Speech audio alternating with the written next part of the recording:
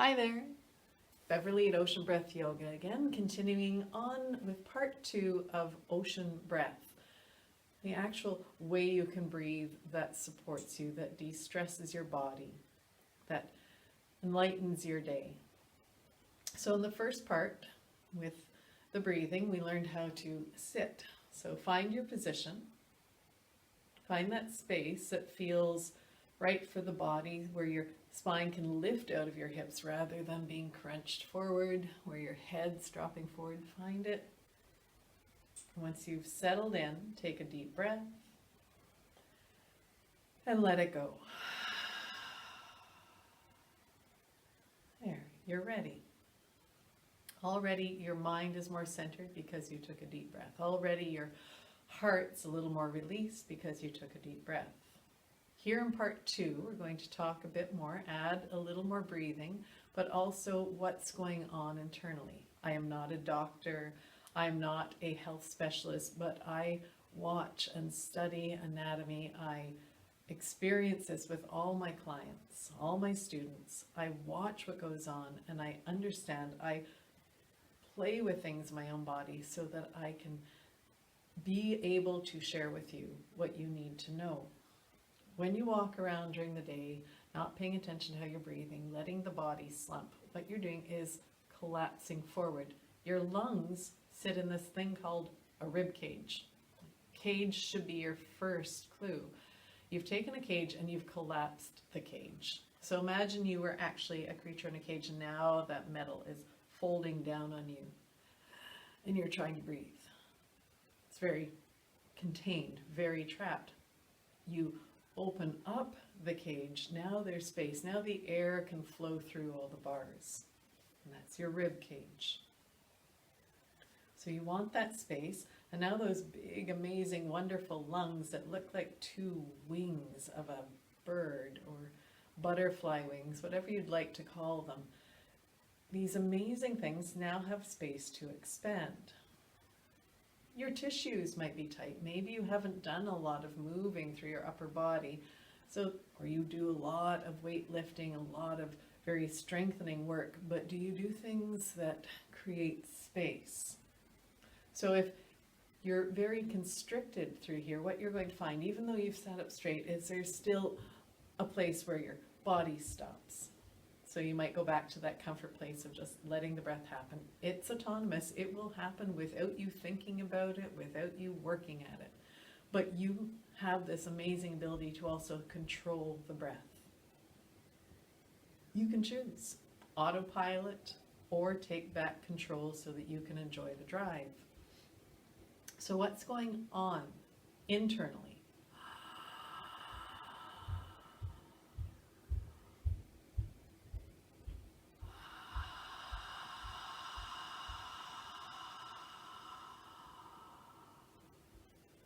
As the lungs expand, they are moving the ribs outwards.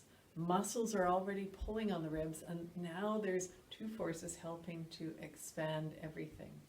Behind you, everything that's on your back is shortening and pulling in towards your spine.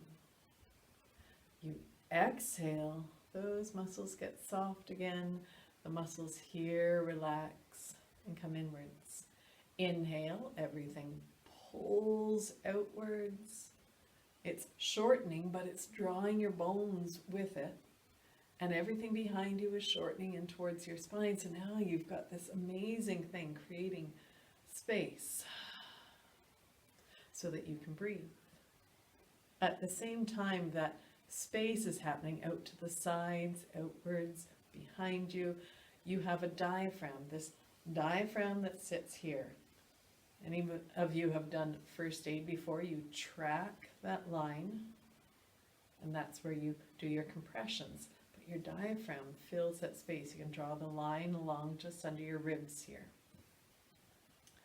You've got this amazing muscle. It's almost a partition between upper and lower. And what most people I have found believe is happening is this. They believe that as you inhale, the diaphragm is rising, and that as you exhale, the diaphragm is lowering. kind of a little pump going up and down. But stop for a moment and understand your lungs are expanding, so the diaphragm can't be coming up, it's trying to make space. The diaphragm is moving downwards as you inhale. When you exhale, the diaphragm is moving upwards, but it's more like this, it's this wonderful dome. So you inhale, here's your dome, it's in the way, you inhale, it needs to push down out of the way. And as you exhale, it needs to rise back up to help push the air out of your lungs. Inhale, it comes down. It doesn't fully flatten, but this is a general idea. Exhale, it comes back up. You can look up all sorts of amazing, wonderful videos that people have created online that will show you in 3D how the lungs work. It's worth looking at so you know what's going on in your body. So now you've got this breath, either shallow, nothing much moving, because now you've constricted your body, or you sit up and now the way this beautiful, amazing thing that you live in was built, you have space for it to work the way it was meant to. Your breath is your pranayama. If you've ever heard the word pranayama, the breath is not the prana. The breath is the motor that moves your prana. Prana is your life force energy. Your life force energy. So the more you take back control of how you breathe during the day, more you take back control of how you move through your life force energy. Do you want to just waste it and breathe fast all day, short and shallow, or do you want to breathe long and steady?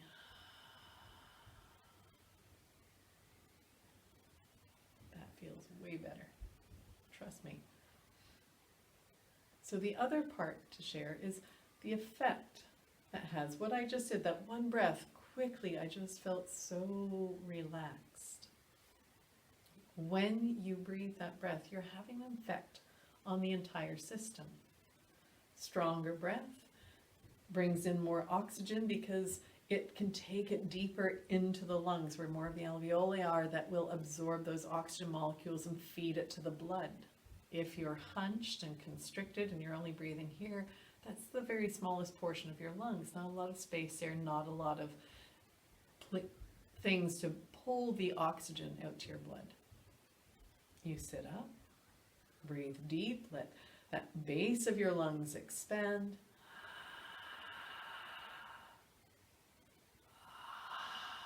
You now have more oxygen, and that oxygenated blood is feeding your heart and can be pumped to all the different areas of your body.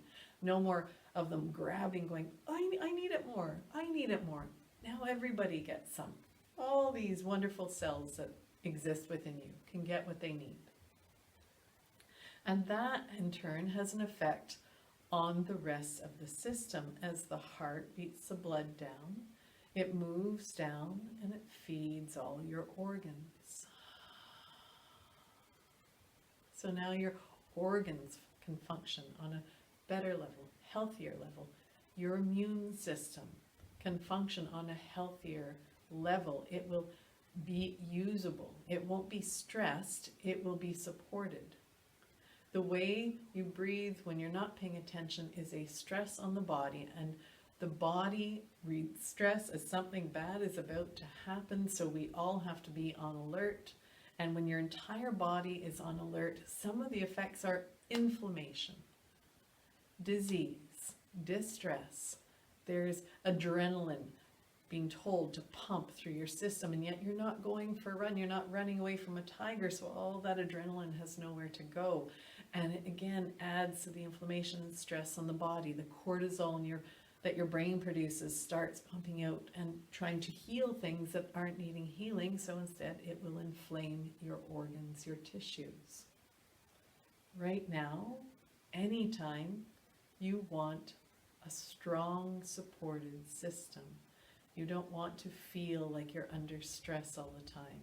This might be ringing true to many of you sitting at work, those of you who have a lot going on in your lives. Even if you just have a family, you're doing this, you're probably more reactive with the kids, with the husband, with whoever is living with you, your partners, your friends. Oh, stop doing that. Up here, all of a sudden, nothing seems as important, nothing seems as bad.